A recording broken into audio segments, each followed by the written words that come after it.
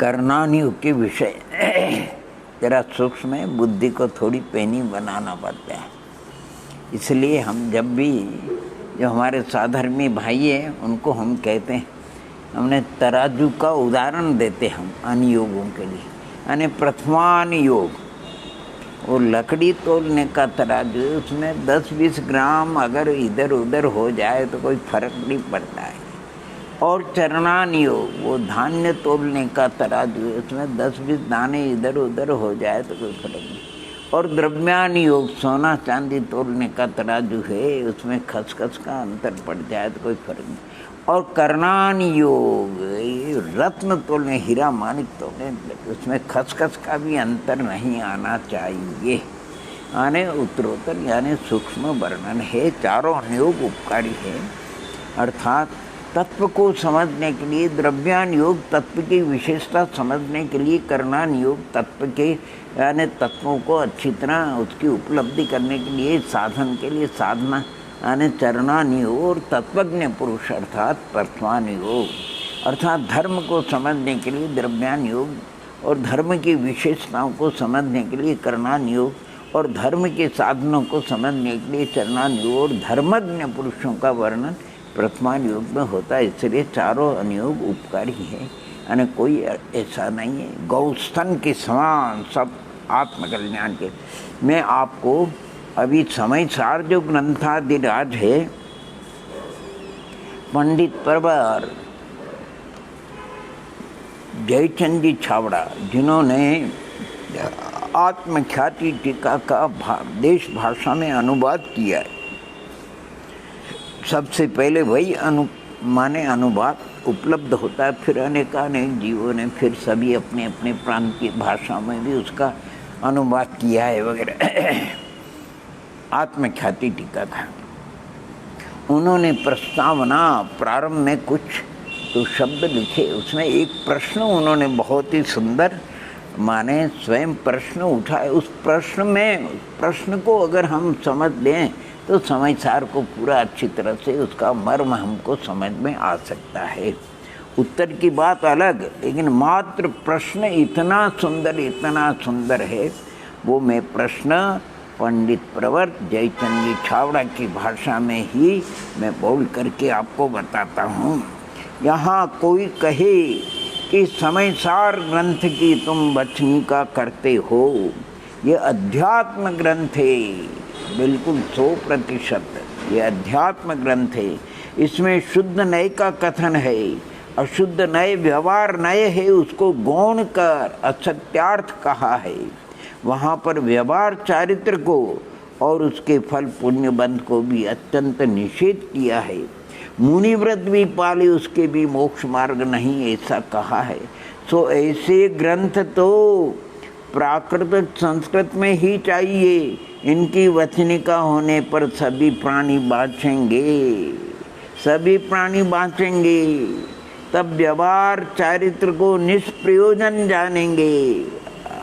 क्या बात है, सभी प्राणी बाँचेंगे तब व्यवहार चारित्र को निष्प्रयोजन जानेंगे, अरुचि आने से अंगीकार नहीं करेंगे, तथा पहले कुछ अंगीकार किया है उससे भी भ्रष्ट होके स्वच्छंद हुए प्रमादी हो जाएंगे।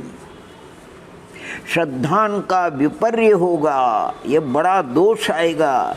यह ग्रंथ तो जो पहले मुनि हुए हो, दृढ़ चारित्र पालते हो, शुद्ध आत्म स्वरूप के सन्मुख न हो, और व्यवहार मात्र से ही सिद्धि होने का आशय हो, उनको शुद्धात्मा के सन्मुख करने के लिए उन्हीं के सुनने का है। इसलिए देश भाषामय वचनिका करना ठीक नहीं। आहा, क्या गजब का प्रश्न है। उसका उत्तर कहते हैं, उत्तर तो बहुत है, आप सभी उसको पढ़ेंगे वहाँ। यह बात तो सच है कि इसमें शुद्ध नय का ही कथन है, परंतु जहाँ तहाँ अशुद्ध नय व्यवहार नय का भी गौणता से कथन है।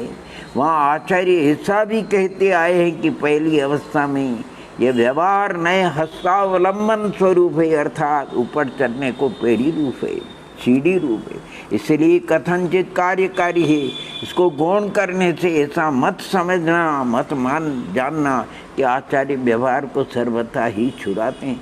आचार्य तो ऊपर चढ़ने के लिए निचली पैड़ी छुड़ाते हैं, और जब अपने स्वरूप की प्राप्ति हो जाएगी तब तो शुद्ध अशुद्ध दोनों ही नयों का आलम्बन छूट जाएगा। नए का आलम्बन तो साधक अवस्था में ही है। ऐसे ग्रंथ में जहाँ तहाँ कथन है, उसको यथार्थ समझने से श्रद्धान का विपर्य नहीं होगा।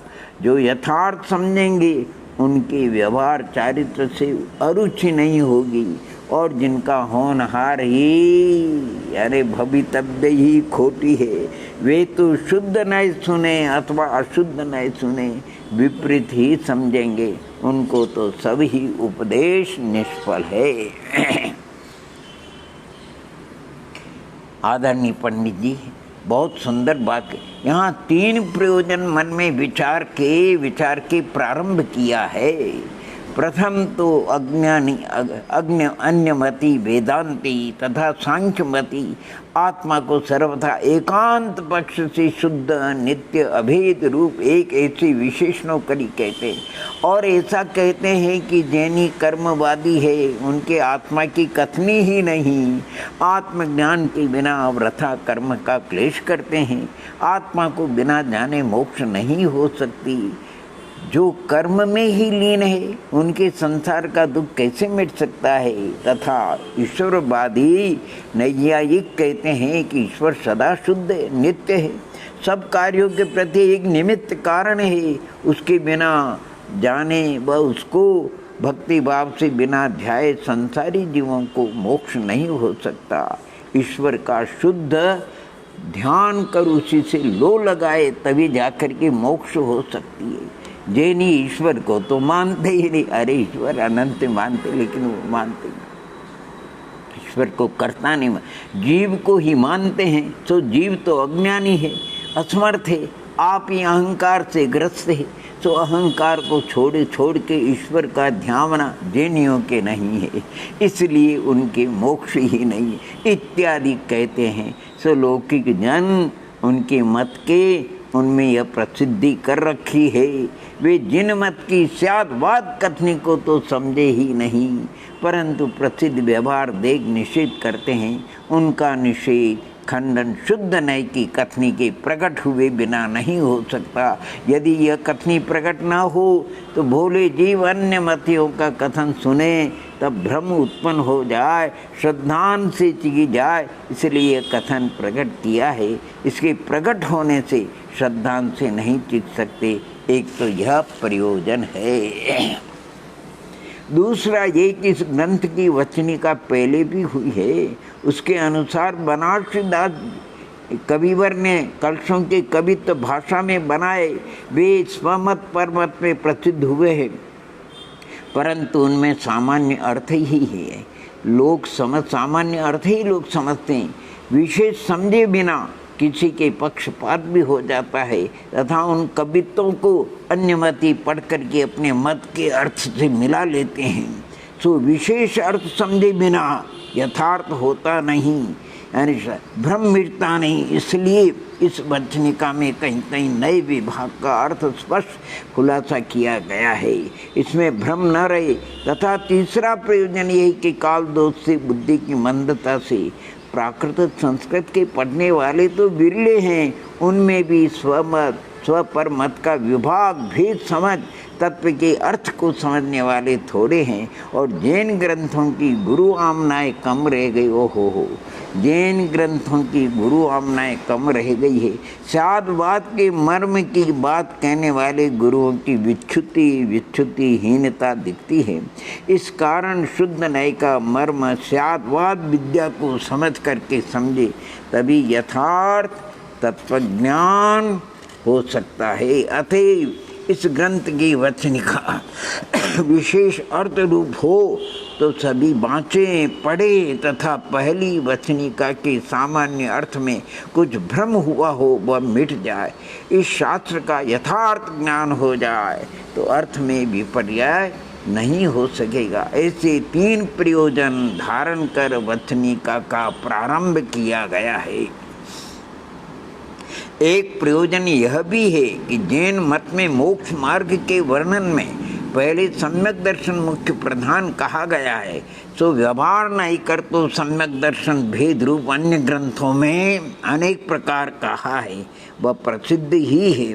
परंतु इस ग्रंथ में शुद्ध न्याय का विषय जो शुद्ध आत्मा, उसी के श्रद्धान को सम्यक दर्शन एक ही प्रकार नियम से कहा गया है, सो लोक में यह कथन बहुधा प्रसिद्ध नहीं है। इसलिए व्यवहार को लोग समझते हैं, पहले लोगों के अशुभ व्यवहार था, उसको निषेध कर व्यवहार नए शुभ में प्रवर्ताती है।